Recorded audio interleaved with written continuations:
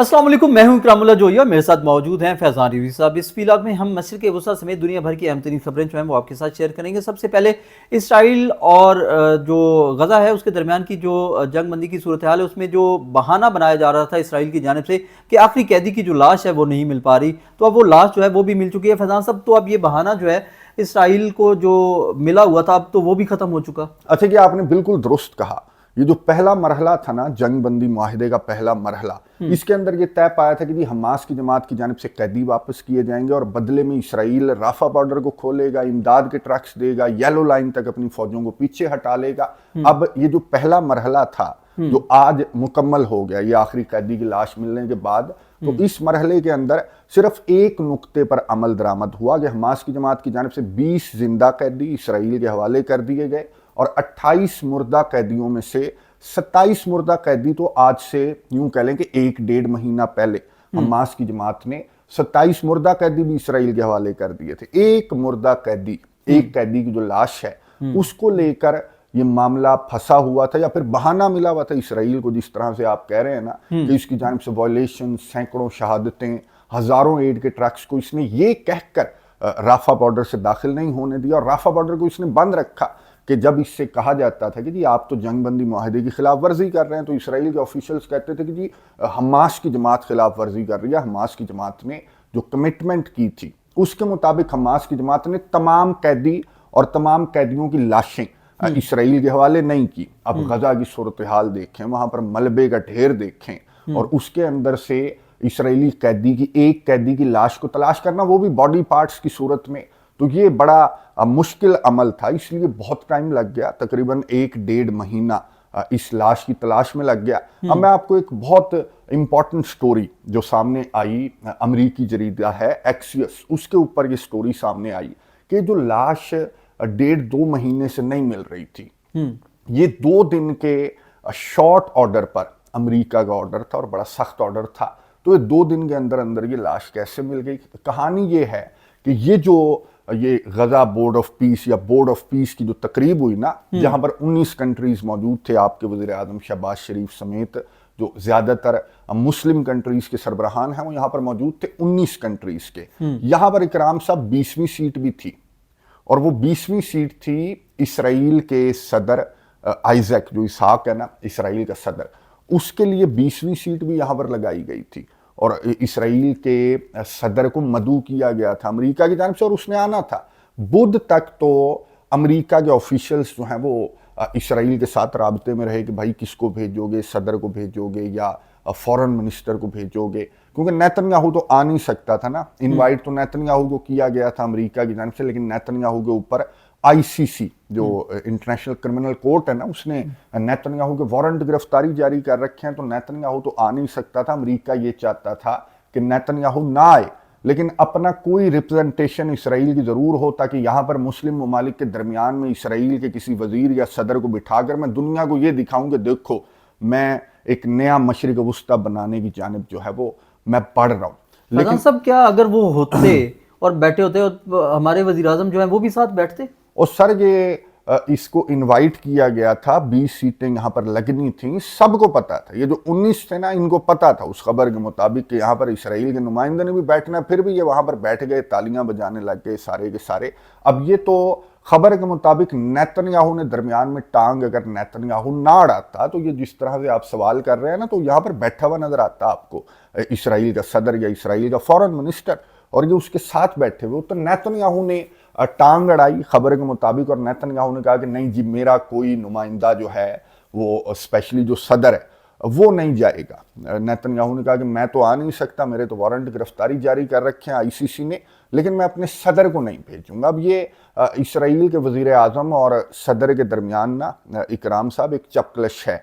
अब ये Donald Trump ने इसराइल के सदर को खत भी लिखा हुआ है कि जी जो भी मुकदमात है ना नेतन्याहू के ऊपर, उनको ख़त्म कर दो, और सदर जो है वो मुकदमात ख़त्म नहीं कर रहा। तो ये वजह है कि नेतन्याहू ने सदर को भी नहीं भेजा, खुद तो जा नहीं सकता था, अपने फॉरेन मिनिस्टर को भी नहीं भेजा। तो ये अमेरिका आखिरी हद तक कोशिश करता रहा। इस रिपोर्ट के मुताबिक आपको ऑनलाइन भी मिल जाएगी, एक्सियोस की रिपोर्ट है कि अमेरिका जो है वो बुध की रात तक इसराइल को कॉल्स करता रहा कि भाई किसी को भेज दो, हमारी गुड्डी चढ़ जानी है।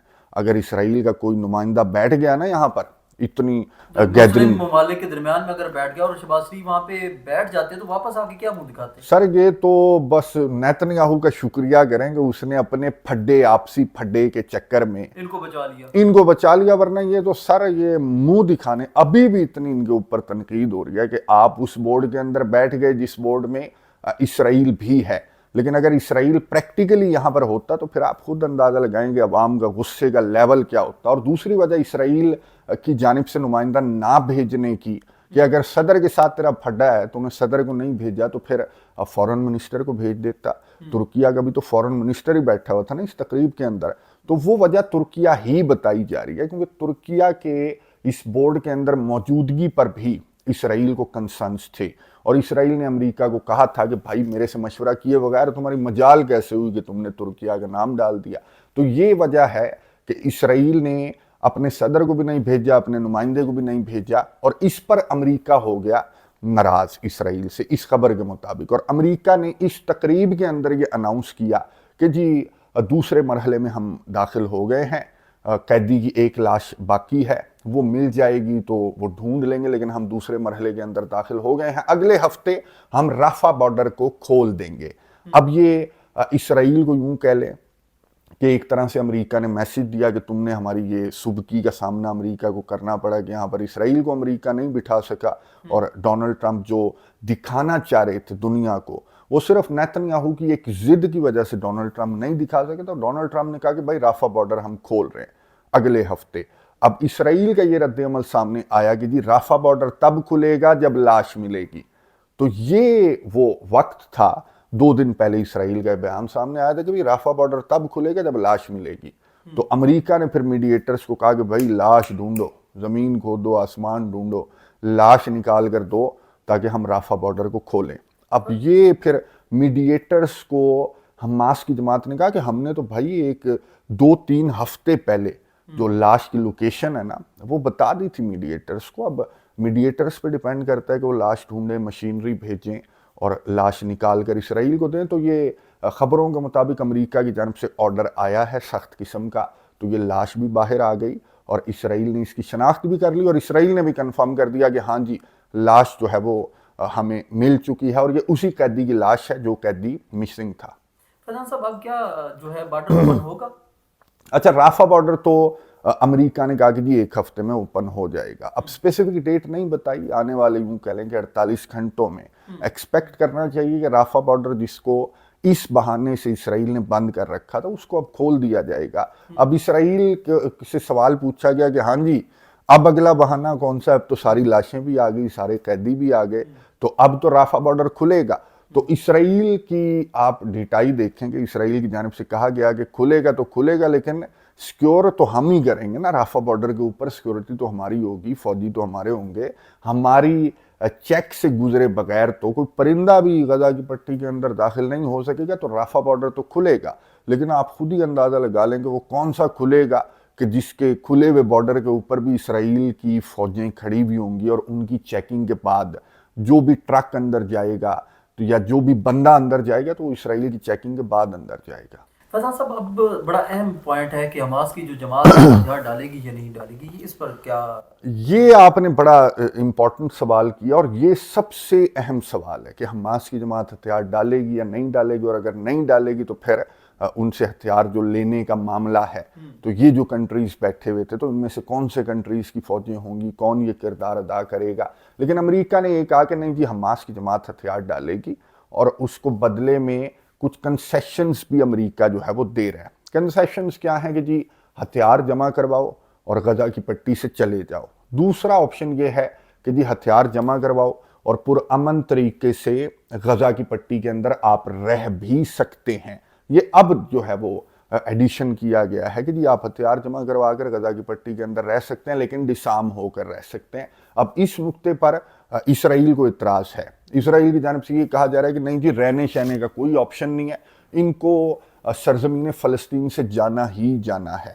تو اس پر اسرائیل بھی روڑے اٹکا رہا ہے ابھی حماس کی جماعت کی ڈسارممنٹ کے معاملے پر.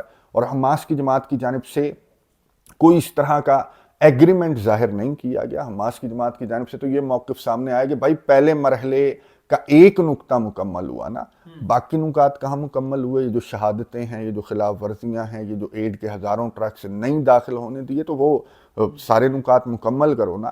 تو حماس کی جماعت تو ہتھیار اس طرح سے نہیں دے گی، پہلے کوئی سیکورٹی گارنٹیز، کوئی جو 2 ریاستی حل ہے، اس کے معاملات طے کرنے کے بعد حماس کی جماعت کی جانب سے ہتھیار جو ہیں وہ دیے جائیں گے یا نہیں دیے جائیں گے۔ ظاہر ہے کہ یہ جو اتنی سٹرگل تھی، یہ جو اتنی شہادتیں تھیں، یہ جو اسرائیل نے جو حرکتیں کی ہیں، تو یوں ہی تو حماس کی جماعت کو ہتھیار جو ہیں وہ نہیں پکڑا دینے چاہیے، لیکن امریکہ جو ہے وہ شور ہے کہ ہاں حماس کی جماعت مذاکرات کے لیے تیار ہے۔ فیضان صاحب، امریکہ اور ڈونلڈ ٹرمپ یہ بھی کہہ رہا ہے کہ ایران بھی ہمارے ساتھ مذاکرات کے لیے تیار ہے۔ اچھا، ڈونلڈ ٹرمپ کی جانب سے بیان سامنے آیا، یہ اگین اسی امریکی جریدے کو جو ہے وہ انٹرویو دے رہا تھا۔ ڈونلڈ ٹرمپ نے کہا کہ جی جو ایران ہے نا وہ ہمارے ساتھ مذاکرات کے لیے تیار ہے، اور امریکی آفیشلز بھی اس طرح کی باتیں کر رہے ہیں۔ جب ایک صحافی نے ایک امریکی آفیشل سے سوال کیا کہ جی کن کنڈیشنز پر آپ جو کہہ رہے ہیں کہ ایران جو ہے وہ مذاکرات کے لیے تیار ہے، تو کن کنڈیشنز پر مذاکرات کے لیے تیار ہے، تو آگے سے امریکی آفیشل نے جواب دیا کہ جی کنڈیشنز ایران کو پتہ ہے۔ اب یہ جن کنڈیشنز کی بات کر رہے ہیں نا کہ جی کنڈیشنز ایران کو پتہ ہیں، وہ کنڈیشنز ہمیں بھی پتہ ہیں۔ وہ امریکہ کا یہ مطالبہ ہے کہ جی اپنی نیوکلیئر سائٹس کو ایران تباہ کر دے گا، اور جو افزودہ یورینیم ایران کے پاس ہے، افزودہ یورینیم ہی چاہیے آپ کو ایٹمی بم بنانے کے لیے، اور وہ ایران نے کافی کلوگرام جو ہے وہ افزودہ کر رکھی ہے اور کہیں چھپا رکھی ہے، تو وہ افزودہ یورینیم وہ ضائع کر دے گا ایران۔ پھر جو اپنے میزائل سٹیز ہیں ان کو یا تو ایران تباہ کر دے گا، یا ایک اور آپشن دیا گیا خبروں کے مطابق کہ یا ان کی رینج جو ہے وہ ایران کم کر دے گا۔ کتنی کم کر دے گا؟ کہ وہ اسرائیل تک نہ پہنچے۔ تو یہ دوسرا مطالبہ ہے امریکہ کا، اور تیسرا مطالبہ یہ ہے کہ مزاحمت کی سپورٹ ایران کو بند کرنی پڑے گی۔ اب یہ جو تینوں مطالبات ہیں اس پر ایران ظاہر ہے کہ مذاکرات کے لیے تیار نہیں ہے۔ فیضان صاحب، ایران اگر مذاکرات کے لیے تیار نہیں ہے تو پھر ڈونلڈ ٹرمپ کو کیا ایسی بات سمجھ آ رہی ہے کہ وہ ایران کے ساتھ مذاکرات کی باتیں کر رہے ہیں؟ نہیں، ڈونلڈ ٹرمپ نے کہا کہ ایران کے ساتھ مذاکرات، ایران جو ہے وہ مذاکرات کے لیے تیار ہے، لیکن میں نے آپ کو بتا دیا کہ ایران مذاکرات کے لیے تیار نہیں ہے۔ تو صحافی نے ڈونلڈ ٹرمپ سے یہی رد عمل دیا، جو اینکر تھی نا اس کی جانب سے کہا گیا کہ ایران تو نہیں ہے، مذاکرات کے لیے تیار نہیں ہے، تو کیا آپ حملے کے لیے تیار ہیں؟ تو امریکہ کے صدر ڈونلڈ ٹرمپ نے کہا کہ بھائی بالکل فیصلہ کن اور غیر یقینی صورتحال ہے، ایران کی جو صورتحال ہے کچھ بھی ہو سکتا ہے، اور وہ ایران کے اوپر ڈیپینڈ کرتا ہے کہ اگر ابھی جیسا کہ آپ بتا رہے ہیں یہ جو صورتحال ہے، تو اس صورتحال میں کیا لگتا ہے کہ امریکہ جو ہے وہ حملہ کرنے کے لیے تیار ہے پھر؟ سر بالکل، آپ الجزیرہ نکال لیں، آپ کوئی مغربی جریدہ نکال لیں، آپ نیشنل کوئی بھی چینل نکال لیں، تو آپ کو جو شہ سرخی ہے، جو ہیڈ لائن ہے، تو اس کے اندر آپ کو یہی نظر آئے گا کہ ایران اور امریکہ کی ٹینشنز جو ہیں وہ آل ٹائم ہائی اس وقت جب ہم بات کر رہے ہیں نا، جب ہم ریکارڈنگ کر رہے ہیں، سوشل میڈیا نکال لیں، کیونکہ وہ امریکہ کا جو کیریئر پہنچا ہوا ہے نا، ایئر کرافٹ کیریئر پہنچا ہوا ہے ابراہم لنکن، تو وہ آپ کو ہر جگہ پر نظر آ رہا ہوگا کہ اب آیا حملہ تو تب آیا۔ یہ جو ایئر کرافٹ کیریئر ہے، میں آپ کو اس کی ڈیٹیلز بتا دوں اکرام صاحب، اس کے اوپر 90 طیاروں کی کیپیسٹی ہے، 70 سے زیادہ طیارے اس وقت اس کے اوپر موجود ہیں، 5000 سے زیادہ کا کرو اس کے اوپر موجود ہے۔ اس ایئر کرافٹ کیریئر کے اوپر 5 سے 6 جو بیٹل شپس ہیں وہ بھی اس کے ساتھ ہیں، اس کیریئر کے ساتھ ہیں، اور اب یہ بالکل ایران کے قریب یہ پہنچ چکا ہے جو ایئر کرافٹ کیریئر ہے، اور اس کو لے کر ڈونلڈ ٹرمپ کی جانب سے کہا گیا کہ جی غیر یقینی کی صورتحال ہے، کچھ بھی ہو سکتا ہے، اور جو خطے کے اندر جو صورتحال ہے، جو ایکٹیویٹیز ہیں، ایون کہ اکرام صاحب امریکہ کے طیاروں کی پروازیں رپورٹ ہوئیں ایران کی فضاؤں کے قریب، تو ایران نے اپنے ایئر سپیس کو بند کیا ہے کافی گھنٹوں کے لیے۔ چند گھنٹوں قبل کی یہ خبر ہے کہ ایران نے اپنے ایئر سپیس کو بھی بند کیا، اور ایران کے لیے ایران کے اندر انٹرنیٹ ابھی تک بند ہے۔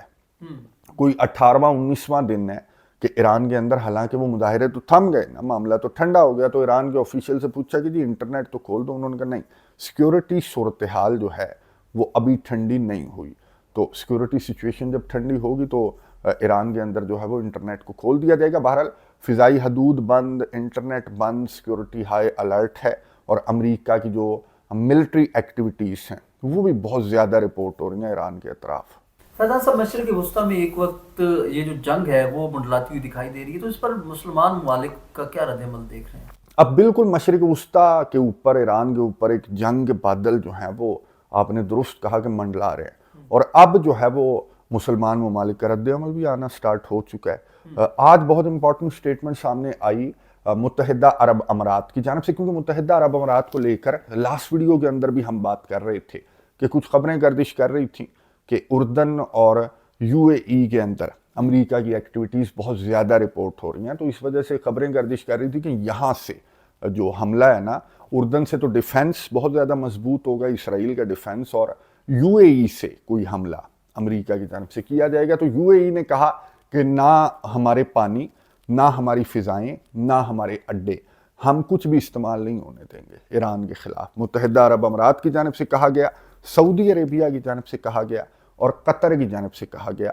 कि जी हमारी बेस, हमारी सरजमीन ईरान के ख़िलाफ़, और हमारी जो एयर स्पेस है वो भी ईरान के ख़िलाफ़ जो है वो इस्तेमाल नहीं होगी। और तीन जो ग्रुप्स कह लें या कंट्रीज़ कह लें, उनकी जानिब से रद्द-ए-अमल सामने आया।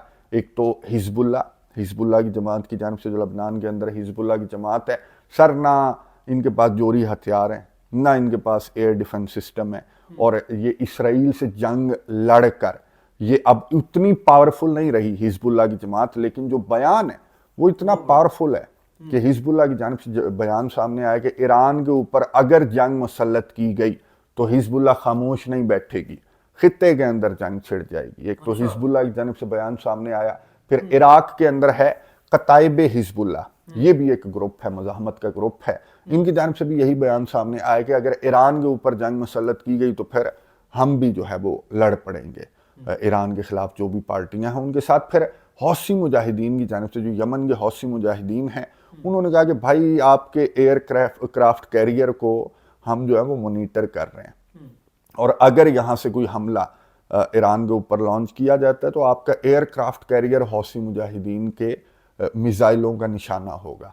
तो ये जो हिजबुल्लाह, कताइब हिजबुल्लाह और हौसी, इनकी जानिब से बयान सामने आया कि हम जंग में कूद पड़ेंगे। और ये जो रीसेंट टेंशन्स चल रही हैं ना, तो इसकी वजह से बहुत ज़्यादा बयानात जो हैं वो अभी तक जो सामने आए हैं वो मैंने आपको बता दिया। अब आने वाले चंद घंटे और भी ज़्यादा इंपॉर्टेंट हैं, और भी कंट्रीज़ का रद्द-ए-अमल सामने आएगा। मतलब जैसा कि आपने तीन ममालिक का जिक्र किया कि उन्होंने फ़िज़ाई हदूद जो है वो इस्तेमाल ना करने के लिए बयान दिया, तो इससे कबल भी हमने देखा कि इनकी जानिब से ये कहा गया था कि हमारी फ़िज़ाई हदूद जो है वो इस्तेमाल नहीं होगी, फिर भी ईरान के ऊपर जो है वो हमला हुआ, तो कैसे हुआ? अच्छा, ये आपने बड़ा इंपॉर्टेंट सवाल किया, और इनकी डिटेल्स जो है ना वो इस तरह से सामने नहीं आती कि इतने ज़्यादा तैयारे थे, सैकड़ों तैयारे थे इसराइल के भी, जो 12 रोज़ की ईरान और इसराइल जंग थी ना, और अमेरिका के जो बम्बार आए वो किन ममालिक की हदूद को क्रॉस करते हुए आए। जाहिर है कि खला से तो नहीं आए, डायरेक्ट डाई तो नहीं मारी, किन्हीं ममालिक का जो वो एयर स्पेस है वो तो इस्तेमाल हुआ होगा ना। दो नाम सामने आए थे, एक तो शाम का नाम और दूसरा आज़रबैजान का नाम। आज़रबैजान का नाम तो ईरान की जानिब से खुद लिया गया था कि हमारे पास खबर ये है, हमारी इंटेलिजेंस ये है कि आज़रबैजान का जो एयर स्पेस है वो इस्तेमाल हुआ। और आज आज़रबैजान से खबर सामने आई, वो भी मैं आपके साथ शेयर कर दूं कि आज़रबैजान ने कोई 2-3 लोगों को गिरफ्तार किया, और इनकी उम्रें भी कम बताई जा रही हैं, 20-22 साल, 20-22-25 साल इनकी उम्रें बताई जा रही हैं। 3 आज़रबैजान ने कहा कि दहशतगर्दों को हमने गिरफ्तार किया जो कि एक सफारत खाने को निशाना बनाने की प्लानिंग कर रहे थे। अब सफारत खाने का नाम आज़रबैजान ने तो नहीं बताया, लेकिन इसराइल का मीडिया ये रिपोर्ट कर रहा है कि जी आज़रबैजान के अंदर इसराइल के सफारत खाने को ISKP के जो दहशतगर्द हैं, आज़रबैजान ने कहा कि वो निशाना बनाने की कोशिश कर रहे थे। आज़रबैजान और इसराइल के बड़े गहरे, इकराम साहब, बड़े गहरे ताल्लुकात हैं। तो आज़रबैजान का एयर स्पेस इस्तेमाल होने से मुतल्लिक खबरें हैं, शाम का एयर स्पेस इसराइल ने इस्तेमाल किया, और उर्दन का तो करता ही करता है, हर वक्त इस्तेमाल करता है। उर्दन का एयर स्पेस इस्तेमाल किए बगैर तो ये जो हमला है वो मुमकिन नहीं है। और उर्दन की जानिब से अभी तक इस तरह का मजाल ही नहीं है उर्दन की कि वो इस तरह का बयान जारी कर दे कि जी हमारे एयर स्पेस को आपने इस्तेमाल नहीं करना। उर्दन के अलावा तो इसराइल के पास कोई ऑप्शन नहीं है। तो ये एयर स्पेस तो इस्तेमाल हुए इन कंट्रीज़ के जिनका मैंने आपको नाम बताया। इनके अलावा भी हिडन भी काफ़ी सारे एयर स्पेस इस्तेमाल हुए जिनका नाम सामने नहीं आया। तो ये अब भी अगर इनकी जानिब से 3 कंट्रीज़ की जानिब से इस तरह का बयान सामने आया, या फिर ये अपना एयर स्पेस इस्तेमाल नहीं होने देंगे तो इसका मतलब ये नहीं है कि ईरान के ऊपर हमला रुक जाएगा, और भी बड़े ऑप्शंस हैं। फैजान साहब, 12 दिन की जो पहले जंग थी उसमें हमने देखा था कि मुजामत के जो ग्रुप हैं उनकी जानिब से मदद के लिए जो है वो बात भी की गई थी, लेकिन उस मदद का इस दफ़ा भी जिक्र किया जा रहा है कि हम साथ खड़े होंगे ईरान के, तो इम्पैक्ट क्या मुस्बत होगा ईरान के हवाले से? अच्छा, पहले भी ये जो ईरान की तो मज़ाहमत है ना, इनकी जानिब से पहले भी कहा गया था, हिजबुल्लाह की जानिब से भी कहा गया था, यमन के हौसियों की जानिब से भी कहा गया था, लेकिन 12 रोज़ की जंग हुई, लड़ाई हुई, हमले हुए, ईरान के ऊपर हुए, ईरान ने जवाब दिया, लेकिन ये इन्वॉल्व नहीं हुए थे उस जंग के अंदर। अमेरिका इसराइल एक साइड पर थे, ईरान अकेला दूसरी साइड पर था। अब ये क्यों इन्वॉल्व नहीं हुए थे? क्योंकि ईरान की जानिब से इनको शुक्रिया के साथ ये कहा गया था कि मैं कल्ला ही काफ़ी ना, और ईरान कल्ला काफ़ी रहा, और ईरान ने ये दिखाया और ये कहा, ईरान की जानिब से कहा गया कि अगर ज़रूरत पड़ी, हिजबुल्लाह को कहा था ईरान ने कि अगर ज़रूरत पड़ी तो फिर हम तुम्हें बताएंगे, लेकिन ईरान को ज़रूरत नहीं पड़ी भाई। ईरान, अमेरिका के सदर डोनाल्ड ट्रंप के मुंह के अल्फाज हैं कि जी बड़ा मारा है ईरान ने इसराइल को, इसलिए मैं जंग बंद करवा रहा हूँ, क्योंकि दोनों ने मुझे कहा कि जंग बंद करवा दो। अच्छा, ईरान ने भी कहा, इसराइल ने भी कहा कि जंग बंद करवा दो। इसराइल कह रहा है कि जंग बंद करवा दो, जिसके डिफेंस में दर्जनों ममालिक खड़े हुए थे, आपके मुस्लिम ममालिक समेत। अमेरिका के एयरक्राफ्ट कैरियर क्या, थर्ड एयर डिफेंस सिस्टम क्या, इनकी आयरन डोम क्या, सारे फेल हो गए थे, और इसका सॉफ्टवेयर अपडेट हो गया था। और ईरान को ये जो मज़ाहमत है, जाहिर है कि ईरान जायंट लगा उस जंग के दौरान, तो ईरान को ज़रूरत नहीं पड़ी कि फिर जो इसराइल है ना, वो अपना गुस्सा लबनान के मासूम शहरियों पर उतारना शुरू कर देता, उसको बहाना मिल जाता है कि चलो बैरूत के ऊपर ही हमले कर दूं, ईरान को तो मैं कुछ नहीं कर सक रहा। ईरान को तोड़ नहीं सके ये, हालांकि इन्होंने बहुत सरप्राइज अटैक किया, बहुत बड़ा हमला था, और लग यूं रहा था इसराइल के हमले के बाद कि बस अब ईरान क्या जवाब देगा, लेकिन ईरान जो है वो बड़ा तैयार था जी। बहुत बड़े हमले के बाद बहुत बड़ी रिटेलिएशन ईरान की जानिब से, इतने बड़े सरप्राइज, इतने बड़े बड़े कंट्रीज की जानिब से इतना बड़ा सरप्राइज जब आपको दिया जाए ना, तो उस दूसरी जानिब से इतनी बड़ी रिटेलिएशन भी आप एक्सपेक्ट नहीं करते। लेकिन ईरान ने इनको झटका दे दिया था, इसराइल को भी, अमेरिका को भी। तो ईरान ने मना किया था हिजबुल्लाह को, और यमन के हौसी मुजाहिदीन की भी इन्वॉल्वमेंट की ज़रूरत नहीं पड़ी। और अब अगर ज़रूरत पड़ेगी, क्योंकि बहुत बड़ा हमला इनकी जानिब से प्लान किया जा रहा है, तो इनकी इन्वॉल्वमेंट का इकराम साहब इम्पैक्ट होगा, बहुत बड़ा इम्पैक्ट होगा। खित्ते के अंदर एक बहुत बड़ी जंग छिड़ जाएगी, स्पेशली जो हौसी मुजाहिदीन है ना, हौसी मुजाहिदीन तो रेड सी के ऑपरेशन के बाद मेरा नहीं ख्याल कि अमेरिका इनकी वार्निंग्स को लाइट लेगा। हौसी मुजाहिदीन की जानिब से अगर इनका इब्राहिम लिंकन जो एयरक्राफ्ट कैरियर है उस पर अगर धावा बोल दिया गया हौसी मुजाहिदीन की जानिब से, तो फिर तो बहुत बड़ी जंग हो जाएगी, बहुत बड़ी जंग होगी। बहुत शुक्रिया फैजान साहब, आपने तफसीलात से आगाह किया। व्यूअर्स, इस व्लॉग में हमने मशरिक़ वस्ता की जो मौजूदा सूरत हाल है और दुनिया भर की जो अहम खबरें हैं वो आपके साथ शेयर की। आपको ये व्लॉग कैसा लगा, अपनी राय जो है कमेंट्स के जरिए उसका ज़रूर इज़हार कीजिएगा। अपना बहुत सारा ख्याल रखिएगा, और हमारे यूट्यूब चैनल का भी अल्लाह ने के बाद।